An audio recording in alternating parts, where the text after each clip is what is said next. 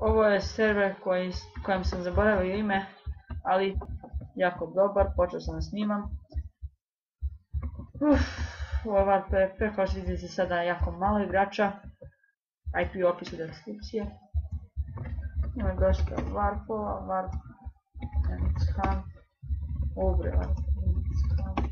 Samo što je glupo što su na enchantu stavili samo oko. Op, ovdje bi neki rig. Ajde, ovdje mogu. A na warp shop su stavili da je tu sing enchant. Što vidite, imamo oko nešto dobro itema.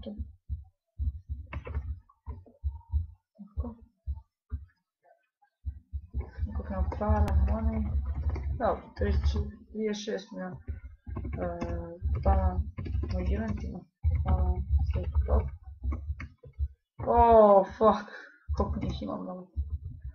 Dobro, imam me na balanci top 2 desetine serveru. Mnogo mi je laga.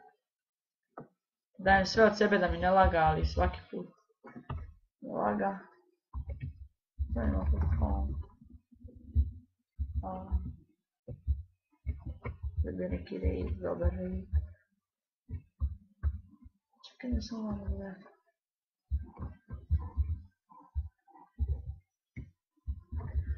Ko warp. Oh bože, šta pilića ima. Pilići. PvP se protiv pilića. Oh, kako laga. Oh bože. Warp Wild.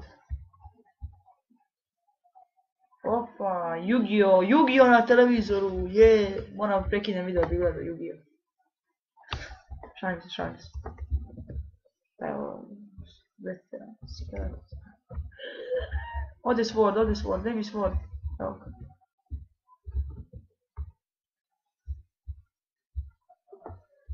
Opa. Kuriba. U ovoj epizodi neću ništa onako ozbiljno raditi, jer mi je ovo prva epizoda, ne sjećam se. Valjda jeste. U sljedećoj epizodi pravim bazu, PvP i tako ostalo. I to je sve od mene. Ovo je jedna malo dosadna epizoda, ali to je bilo to. Vidi raid. Do sljedeće epizode, pozdrav.